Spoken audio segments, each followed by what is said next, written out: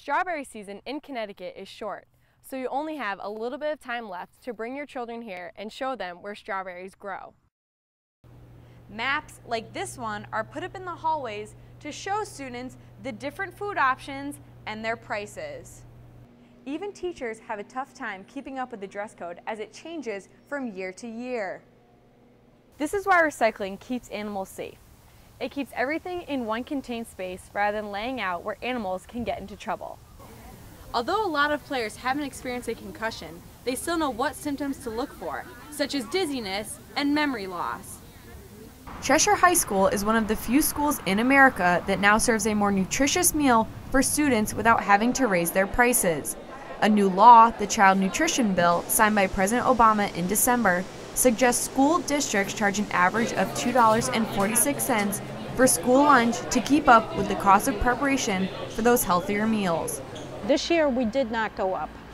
Even though the regulations for the government, they had a formula where you had to at least be at $2.46 average. Our weighted average for our prices is $2.67.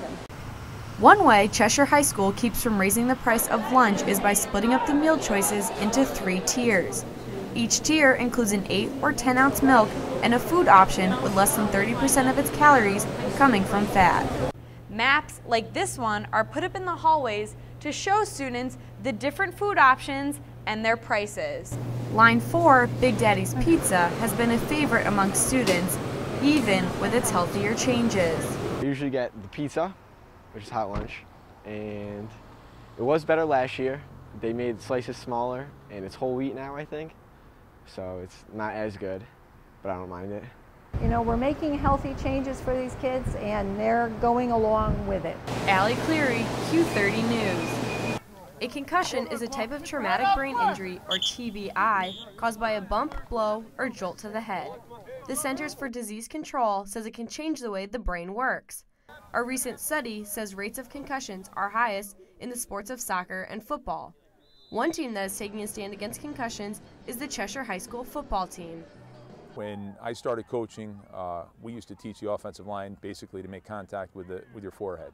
You know, look through the contact and all that. All that has changed. Everything is about keeping the head out of the contact. The coaching staff at Cheshire High School has to attend a training course each season about sports-related concussions, and the players were given new helmets. A senior captain, Billy Wyrick, experienced a TBI at the beginning of the season. Prior to that game, I think I just like got hit in the head too many times, or I felt it that night where I was just like, I didn't feel right. I didn't feel right in my head, and I felt like dizzy and stuff like that. Although a lot of players haven't experienced a concussion, they still know what symptoms to look for, such as dizziness and memory loss. So we pre-test the kids when they first come to the high school, and they have a baseline, and then the impact test will be given a week after they're asymptomatic. After the symptoms stop, they're going to be tested again, and that will be a tool in determining whether they're ready to return to play. After a player is diagnosed with a concussion, they have to go through what's called the impact test.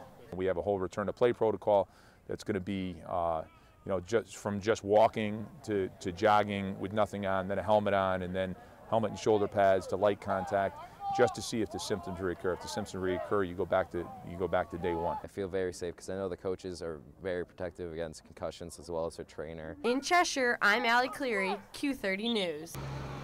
With the fashion trends constantly changing, high schools across Connecticut are having a difficult time keeping their dress code current, especially Southington High School.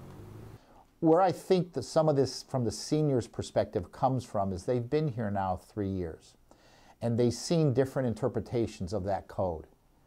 And so they may be a little bit confused or more opinionated about what's acceptable and what isn't. With the generation gap amongst teachers, each one has a different opinion on what is appropriate and what is not. I'm not sure if I'm as sensitive to some of the clothing that maybe older teachers might be simply because maybe I'm more used to seeing the clothing items. A Southington High School senior says the issue with the dress code for her is the inconsistency of enforcement. Some teachers won't care, they'll kind of let it slide, whereas some teachers are very strict, so it all depends on the teacher you run into. Even teachers have a difficult time keeping up with the dress code as it changes from year to year.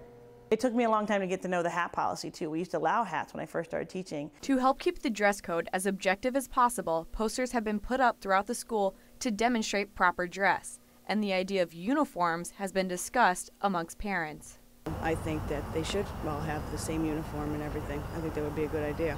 Allie Cleary, QNN.